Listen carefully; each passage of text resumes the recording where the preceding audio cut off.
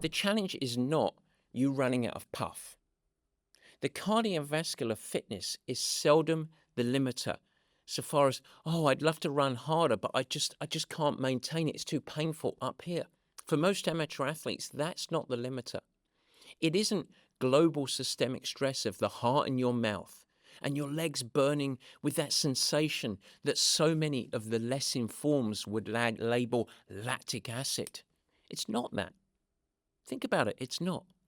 What it is typically is something that I would label mechanical fatigue. Your heart rate isn't massively high relative to what you could get it up to in training. You've got plenty of energy, assuming you fueled well, but those legs down there, they're not listening to you anymore. They don't behave. They're stiff. You lose your spring. You lose your power in your step. You feel like your limber and mobile and supple power generators are replaced by stiff and rigid, almost toothpicks.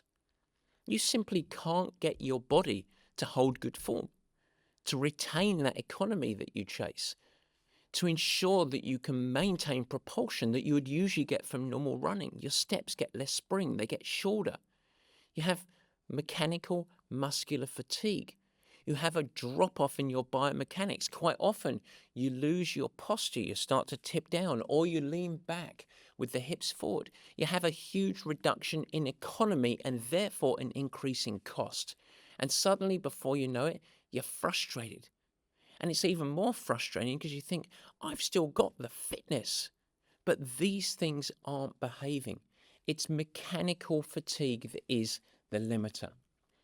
And the reason I highlight this is because we want to set up an approach where very simply you've got a mission to build a recipe for yourself, a performance recipe, a training recipe, with the very best training possible to address these challenges.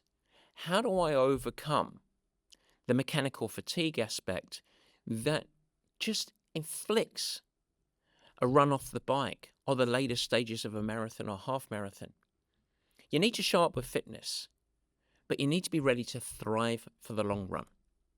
And I would argue that our success when we think about building a program for an athlete is you want to stay healthy.